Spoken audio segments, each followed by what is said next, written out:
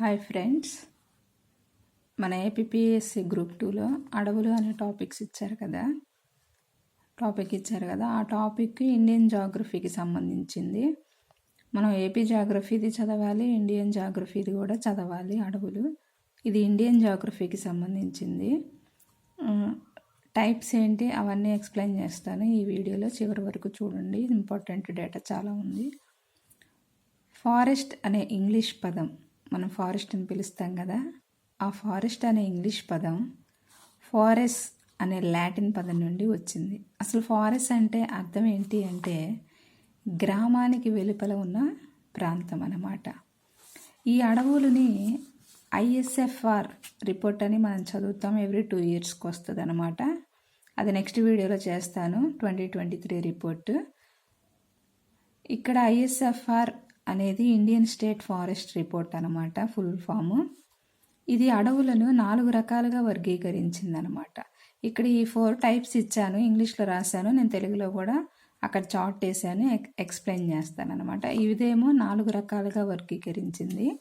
1927 forest చట్టం ప్రకారం 3 రకాలుగా వర్గీకరించారు. ఆ 3 రకాలన్నమాట ఇవి. శీతోష్ణ స్థితి పరంగా 5 రకాలుగా వర్గీకరించారు. చాంపియన్ అండ్ సేత్ అనేవారు. ఇవి 5 రకాలన్నమాట.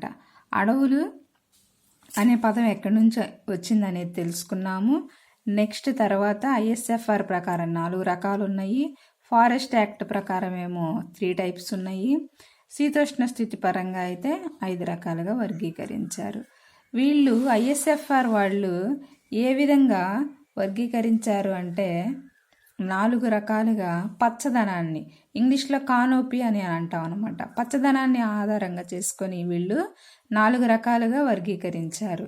అదేంటంటే అక్కడ ఉన్నాయి కదా, VDF, MDF, OF, స్క్రబ్స్ అనమాట. VDF అంటే వెరీ డెన్స్ ఫారెస్ట్, అంటే చాలా దట్టమైనవి, పైన చాలా దట్టంగా ఉంటాయి అన్నమాట ఆకులు అవన్నీ. ఇది మోడరేట్ డెన్స్ ఫారెస్ట్ అనమాట, ఒక మోస్తారుగా కొంచెం పల్చగా ఉండి కొంచెం దట్టంగా ఉంటాయి అన్నమాట. ఓపెన్ ఫారెస్ట్ విస్తారమైన అడవులు. స్క్రబ్స్ అంటే చిన్న చిన్న పొదలు అనమాట. 70% కన్నా ఎక్కువ పచ్చదనం ఉంటే వాటిని మనం వెరీ డెన్స్ ఫారెస్ట్ అంటాము. 40 to 70% పచ్చదనం ఉంటే మోడరేట్ డెన్స్ ఫారెస్ట్ అంటాము. ఓపెన్ ఫారెస్ట్ అంటే 10 to 40% పచ్చదనం అనేది ఉండాలి. 10% కన్నా తక్కువగా ఉంటే పొదలు అంటాం అన్నమాట. నెక్స్ట్ 1927 ఫారెస్ట్ యాక్ట్ ప్రకారం పరిపాలన పరంగా 3 రకాలుగా వర్గీకరించారు ఈ అడవులని. ఆ 3 రకాలు ఏంటంటే రిజర్వ్ అడవులు, రక్షిత అడవులు, కేటాయించబడని అడవులు. రిజర్వ్ అడవులు అంటే అవి పూర్తిగా ప్రభుత్వ ఆధీనంలోనే ఉంటాయి. అవి ప్రజలకి ఎంట్రన్స్ అనేది ఉండదన్నమాట. ఇవి 53% ఉన్నాయి. ఈ రక్షిత అడవులు అనేది పూర్తిగా ఇవి కూడా ప్రభుత్వ ఆధీనంలోనే ఉంటాయి. కాకపోతే కొన్ని జంతువులు, వృక్షాలు ఇక్కడ రక్షించబడతాయి. మానవులకి అనుమతి ఉంటుంది, కొంచెం పరిమితితో అనుమతి ఉంటుంది. అది ఎలాంటి పరిమితి అంటే లారీలు పుల్లలు తెచ్చుకోవడం అట్లా కాదు, నెత్తిపైన మోసుకోగలిగే విధంగా. ఇది లాస్ట్ ఇయర్ ప్రీవియస్ బిట్లో అడిగారు ఈ పాయింట్. నెత్తిపైన మోసుకోగలిగే విధంగా పరిమితి ఉంటుంది అనమాట. గృహ అవసరాల కొరకు చింతపండు, తేనె కొన్ని ఉంటాయి కదా అడవుల్లో, వాటి కొరకు పశువులను మేపుకోవచ్చు ఏ నష్టం జరగకుండా. ఇంతవరకు రక్షిత అడవుల్లో అయితే ఎలా ఉంటుంది అనమాట. అసలు కేటాయించబడిన అడవుల్లో అన్ని అనుమతులు ఉంటాయి. స్వేచ్ఛగా పశువులను మేపుకోవచ్చు. గిరిజన నివాసులు ఎక్కడ ఉంటారంటే ఇక్కడ కేటాయించబడని అడవుల్లోనే గిరిజనులు నివాసం ఉంటారన్నమాట. నెక్స్ట్ శీతోష్ణ స్థితి పరంగా 5 రకాలుగా వర్గీకరించారు. 1 సతత హరిత అరణ్యాలు, ఆకురాల్చే అడవులు, చిట్టడవులు, మడ అడవులు, పర్వతీయ అడవులు. 5 రకాలన్నమాట. మెయిన్ క్వశ్చన్ ఇక్కడ నుంచి ఎక్కువ పడతా ఉంటుందండి. ఒకసారి చూడండి. సతత హరిత అరణ్యాలు అంటే ఎవర్ గ్రీన్ ఫారెస్ట్ అనమాట. ఎప్పుడు పచ్చదనంగానే ఉంటాయి. 200 సెంటీమీటర్ల కన్నా ఎక్కువ వర్షపాతం ఉండాలి ఇక్కడ. 40 to 60 meters ఎత్తుకలు, చాలా ఎత్తులో ఉంటాయి అన్నమాట. ఇక్కడ చూడండి, ఇట్లా చాలా హైట్గా వచ్చేసి ఇక్కడ ఇదంతా కొమ్మలు వాటితో ఆకులతో నిండిపోయి ఉండి ఇట్లా ఒకదానికొకటి ఆనుకొని చాలా దట్టంగా ఉంటాయి అన్నమాట. ఇక్కడ ఇంకో చెట్టు ఇదంతా ఏంటి ఇంత దట్టంగా ఉంటే ఇదంతా నీడగా ఉంటుంది కదా, ఇంకో చెట్టు పెరగాలంటే కష్టం అనమాట. అందుకని ఇంకో చెట్టు పెరగాలంటే ఇక్కడ ఏమైద్దంటే ఆ చెట్టు కాండాన్ని ఆనుకొని ఆ తీగల్లాగా అల్లుకొని ఈ ఆకులు పైకి వెళ్ళిపోయి అలా బతికేస్తాయి అనమాట. ఇక్కడ కొన్ని చెట్లు పెరగాలంటే ఎత్తు ఎక్కువగా ఉండి పైన ఆకులు దట్టంగా ఉండటం వల్ల సూర్యరశ్మి లోపలికి తొందరగా రాదు.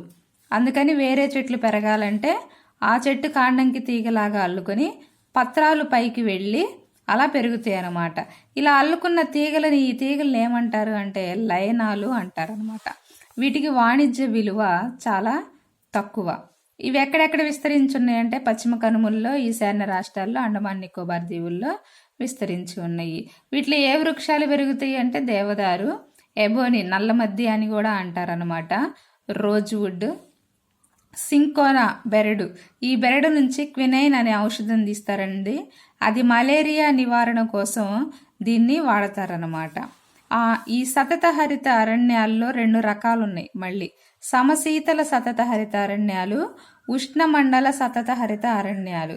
ఈ సమశీతలం ఉష్ణమండలం అని ఎందుకు అన్నారు అంటే మన ఇండియాలో కర్కట రేఖ ఉంటుంది కదండి, ఆ కర్కట రేఖకి పైన ఉన్నది సమశీతోష్ణ మండలం అనమాట, కింద ఉన్నది ఉష్ణమండలం అనమాట. ఆ సమశీతల ప్రాంతంలో కర్కటక రేఖకి ఉత్తరంగా ఉన్న దానిని సమశీతల సతత హరితారణ్యాలని, కర్కట రేఖకి దక్షిణంగా ఉన్న వాటిని ఉష్ణమండల సతత హరితారణ్యాలు అని అంటారు. ఇవి హిమాలయాల్లో ఎక్కువగా విస్తరించాయి. ఇవి ద్వీపకల్ప భారతదేశంలో ఎక్కువగా విస్తరించాయి అన్నమాట. నెక్స్ట్ రెండవది ఆకురాల్చే అడవులు. ఇవి దేశంలో ఎక్కువగా విస్తరించాయండి. 70 to 100 సెంటీమీటర్స్ వర్షపాతం ఉండాలి. ఇవి వేసవి కాలానికి ముందు ఆకు రాల్చుతాయి. ఆల్రెడీ మనం చూస్తాం మన ఇళ్ళ దగ్గర చెట్లు వేసవి కాలానికి ముందు ఆకు రాల్చుతాయి అన్నమాట. ఇవే ఎక్కువగా ఉన్నాయి మన దేశంలో. వీటి వాణిజ్య విలువ కూడా చాలా ఎక్కువ ఉన్నాయి. ఎందుకంటే కలప కొంచెం గట్టిగా ఉంటుంది కాబట్టి వీటి వాణిజ్య విలువ కూడా ఎక్కువ అన్నమాట. మళ్ళీ ఈ ఆకురాల్చే అడవుల్లో 2 రకాలు ఉన్నాయి. అవి ఆర్ధ ఆకురాల్చే అడవులు, 2 అనార్ధ ఆకురాల్చు అడవులు. ఈ టోటల్గా ఆకురాల్చే అడవుల్లో పెరిగే వృక్షాలు ఏంటి అంటే సాల్వ వృక్షాలండి. అవి రైల్వే స్లీపర్స్ తయారీలో వాడతారు. టేక్ అనేది ఫర్నిచర్ తయారీలో వాడతారు, మనందరికీ తెలుసు. వెదురు పేపర్స్, గంపల తయారీలో ఏపీలో ఎక్కువగా ఉత్పత్తి అవుతుంది అన్నమాట. ఈ వెదురునే కింగ్ ఆఫ్ వుడ్ అంటారు, పేదవాని కలప అంటారు, ప్రాక్ రాజ్యపు రాజు అని కూడా అంటారు. మహువా, ఈ మహువాకి పండ్లుంటాయి, పుష్పాలుంటాయి, పత్రాలుంటాయి. ఈ పండ్ల ద్వారా ఏమో నూనె తీస్తారు, ఈ పుష్పాలేమో సుగంధ ద్రవ్యాల కోసం వాడతారు, ఈ పత్రాలేమో విస్తరాకుల కోసం యూజ్ చేస్తారనమాట. నెక్స్ట్ మల్బరీ, లెటెక్స్ అనే ద్రావణాన్ని ఉత్పత్తి చేసి రబ్బర్ తయారు చేస్తారు. ఎర్రచందనం తెలుసు, రెడ్ గోల్డ్ అనమాట. తుని, టెండు, ఇది బీడీల తయారీలో ఉపయోగపడుతుంది. లక్క, లాక్సిఫెరా అనే కీటకం నుంచి ఈ లక్క అనేది వస్తుంది అన్నమాట. నెక్స్ట్ కొన్ని గడ్డి జాతులు ఉన్నాయండి. రూసా, లెమన్, జింజర్ అనేవి సువాసన ద్రవ్యాల్లో వాడతారు. కుష్ గడ్డి కూలర్ ప్యాడ్ల తయారీలో వాడతారు. కూలర్ ప్యాడ్స్ మనం కూలర్లు కొనుక్కున్నప్పుడు ఒక చెత్తలాగా ఆ ప్యాడ్స్ కొంట చూడండి, దాన్ని కుష్ గడ్డి అంటారు. సెబాయి, ఎలిఫెంటా, ఫర్నిస్, పిర్, ఇవి పేపర్ తయారీలో వాడతారనమాట. ఇవన్నీ గడ్డి జాతులు. ద్వితీయ గౌణ ఉత్పత్తులు అంటే తేనె, చింతపండు అలాంటి చిన్న ఇంటి అవసరాలు తీర్చే వాటిని గౌణ ఉత్పత్తులు అంటారు. నెక్స్ట్ మూడోది వచ్చేసరికి చిట్టడవులు. ఇవి 50 సెంటీమీటర్ల కన్నా చాలా తక్కువ ఉంటాయి, అసలు ఎక్కువ ఎత్తు పెరగవు. ఇవి ఎక్కడెక్కడ విస్తరించాయంటే రాజస్థాన్లో, గుజరాత్లో, పంజాబ్లో, ఏపీలో, రాయలసీమలో వీటన్నిటిలో విస్తరించి ఉన్నాయి అన్నమాట. అంటే ఎక్కువగా అకేషియా వంశానికి చెందిన ముళ్ళ జాతులు బ్రహ్మజముడు, నాగజముడు అని మనం చూసే ఉంటాం కదా, ఇసుక ప్రాంతాల్లో ఉంటాయి అవి ఎక్కువ, వాటర్ లేని చోట. రేగు, నల్ల తుమ్మ, ఈత చెట్లు ఇవన్నీ ఉంటాయి అన్నమాట ఎడారి ప్రాంతాల్లో. నెక్స్ట్ మడ అడవులు, సముద్రం వెంబడి ఉపనీటిలో పెరిగే అరణ్యాలన్నమాట. మడ అడవులు ఎక్కువగా విస్తరించిన ప్రాంతాలు ఏంటి అనేవి ఇప్పుడు మనం చూద్దాం. ఈ మడ అడవులు ఎక్కువగా విస్తరించిన ప్రాంతాలు, ఈ మడ అడవుల్ని కూడా ఈ ప్రాంతాల్లో ఈ పేర్లతోనే పిలుస్తారనమాట. వెస్ట్ బెంగాల్లో సుందర్బన్స్, ఒరిస్సాలో బిత్తరకనిక, ఏపీలో కోరింగ, కాకినాడలో, తమిళనాడులో పిచ్చవరం, కేరళలో వెంబనాడు, కర్ణాటకలో వచ్చేసరికి కొండాపూర్, మహారాష్ట్రలో వచ్చేసరికి అబ్రా, గుజరాత్లో వచ్చేసరికి కచ్ కాంబే అన్నమాట.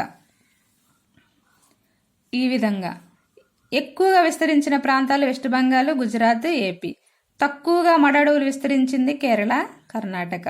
కేంద్రపాలిత ప్రాంతాల్లో అయితే అండమాన్ నికోబారు, తక్కువగా అయితే డామన్ అనమాట. నెక్స్ట్ వచ్చేసరికి పర్వతీయ అడవులు. 1300 మీటర్ల కన్నా ఎక్కువ ఎత్తు కలిగిన ప్రాంతాలను పర్వతీయ ప్రాంతాలు అంటారండి. 3500 మీటర్ల కన్నా ఎక్కువ ఎత్తు కలిగిన ప్రాంతాల్లో ఆల్పైన్ అడవులు అంటారు. ఈ ఆల్పైన్ అడవులకి ఇంకా కొన్ని పేర్లు ఉన్నాయి. శృంగాకార అడవులని, కోనిఫెరస్ అడవులని. ఎందుకు అంటే ఈ ఆల్పైన్ అడవుల్లో ఎత్తుగా పెరిగేసి ఆ మంచు ఉన్న ప్రాంతాల్లో ఉంటాయి కాబట్టి ఆ చెట్లు అనేవి, ఆ కొమ్మలు, ఆ ఆకులు ఏటవాలుగా ఉంటాయి, జారిపోతూ ఉంటాయి మంచు పడంగాల్ని. అందుకని వీటిని కోనిఫెరస్ అడవులని కూడా అంటారు. ఇవి నీలగిరి పర్వతాల్లో షోలాస్ అనే అడవుల్లో ఉన్నాయన్నమాట. ఈ షోలాస్ అనే అడవుల్లో తోడాలు, బడగా తెగలు కూడా నివసిస్తున్నారు. ఆల్పైన్ అడవుల్లో ఏ ఏ వృక్షాలు పెరుగుతాయి అంటే దేవదారు వృక్షాలు పెరుగుతాయి, విల్లోస్, సిల్వర్ ఫర్, ఫైన్. ఈ విల్లోస్ అనేది క్రికెట్ బ్యాట్ తయారీలో ఉపయోగిస్తారండి. ఈ సిల్వర్ ఫర్ అనేది అగ్గిపుల్లలు, ప్యాకింగ్ బ్యాగ్స్ తయారీలో ఉపయోగిస్తారు. ఈ ఫైన్స్ అనేవి కర్పూర తైలం తయారీలో ఉపయోగిస్తారు. మనము అడవుల గురించి, అడవుల టైప్స్ గురించి తెలుసుకున్నామండి. ఇవి పదే పదే చదవండి. నేను చాలా నోట్స్ ప్రిపేర్ చేసేసి మళ్ళీ టైం వేస్ట్ అవుతుందని రాస్తూ చెప్తే నేనే నోట్స్ ప్రిపేర్ చేసేసి మొత్తం ఎక్స్ప్లెయిన్ చేస్తున్నానండి. ఇట్లా అయితే తొందరగా ఒక 10 minutesలో అయిపోతుందని చెప్పి ఇదంతా మీరు నోట్స్ అనేది ప్రిపేర్ చేసుకోండి. ఈ విధంగా స్మార్ట్ వర్క్ చేసుకొని ఇట్లా డయాగ్రామ్స్ వేసుకొని మీరు నీట్గా రాసుకొని నెంబర్ ఆఫ్ టైమ్స్ చదవండి. ఇది